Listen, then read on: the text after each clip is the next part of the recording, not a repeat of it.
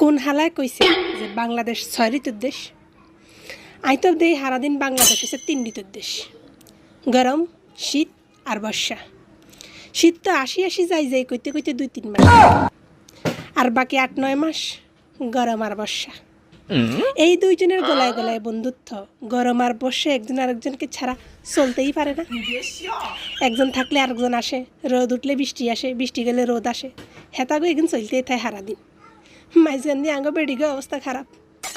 হেতারা আসমান এক কান দখল করে বই থাকে। আমরা বাড়ে কোনো কোত্তাকার হুয়াইতে পারি না। ঘর এক কাণ্ডে চিড়িয়াখানা বানা হালাইছি। আরে ঘর তো ঘর না, মনে হয় যে জামা কাপড়ের শোরুম।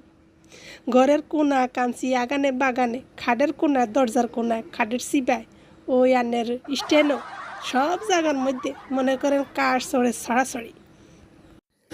আঙ্গ কি দোষ? সূর্য মামা তো মেঘাপার লগে যাই গলায় গলায় বন্ধুত্ব শুরু করে দিছে। একজন আর একজনের ছাড়া চলতে পারে না। আসমান একখান হেতাগো দখলে। আমরা কিরগুম, আমরা কোত্তাকার হুয়াইতে পারিনি বারে। আঙ্গ বেগিন ঘর টাঙ্গাই এড়ান লাগে।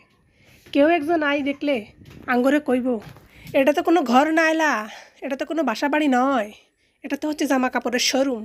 পারলে কইব গোডাউন। কারণ সারা ঘরে শুধু কাপড়ের লটকা লটকি, এক কাপড় শুকাইতে ৩-৪ দিন লাগে। আমরা কিনতাম কন।